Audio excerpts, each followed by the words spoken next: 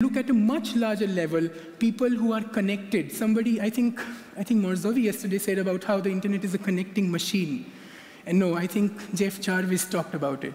I don't know if you attended his talk. The internet is a connecting machine. And talk about technology as a medium by which people are connected with each other, and they form the digital natives universe for us. So there are stories about, in India, for example, about people who live in slums, but are significantly affected by the information technologies, and those are also digital natives for us. Yeah? Okay. Are there any other questions? Oh, eine können wir noch. Eine Frage noch. Okay. Yes, one more. I would like to question the economic value of digital natives. Who will pay for their activities, and how can they adapt to the networked information economy? What jobs can they have, and how do you see their future in the economy? Economics is perhaps one of the easier questions to answer when it comes to digital natives. Especially in the developing countries, the state governments are themselves investing an incredible amount of money in doing development infrastructure and providing access, right?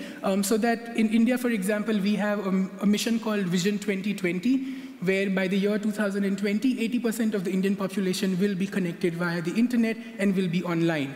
But that is a very simple answer. I think there is something much more intricate which is at work over here, which is to say that let's not think of technology as providing solutions and answers, and let's not presume that everybody needs equal access to technology.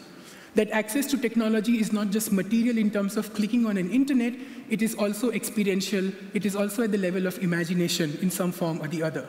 That let communities and people decide what are the kinds of access that they need for themselves based on the crisis that they identify in their own context.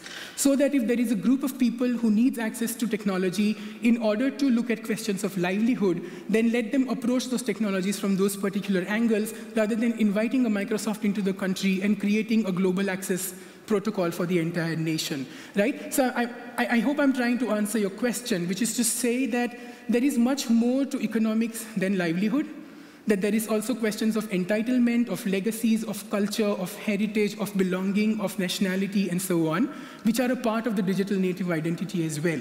That we do not want to simplify it into a basic question of saying those who have access to the internet have better jobs. It's not always true. Right? So it's much better to perhaps start from the horrifying word grassroots, to look at what people want from their own communities and their own contexts, and then bottom-up raise the infrastructure so that it makes sense in terms of what they're going to do with these technologies.